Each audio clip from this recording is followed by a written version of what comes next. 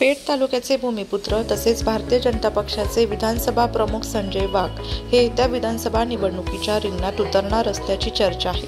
पेठ तालुक्यातील कोणतीही समस्या असो किंवा शेतकऱ्यांच्या अडचणी सोडवण्यासाठी नेहमीच आपला खरीचा वाटा उचलणाऱ्या संजय वाघ यांनी विधानसभा निवडणूक लढवावी अशी इच्छा येथील नागरिकांनी व्यक्त केली आहे।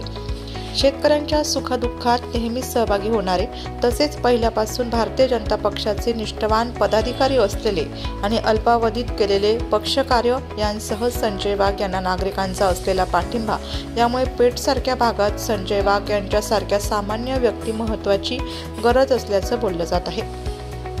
मागील काळात देखील ग्रामपंचायत निवडणुकीत संजय वाघ यांच्या नेतृत्वाखाली तसेच भाजपा माजी जिल्हा अध्यक्ष केदार नाना आहेर यांच्या मार्गदर्शनाखाली मोठ्या प्रमाणात सरपंच निवडून आले होते।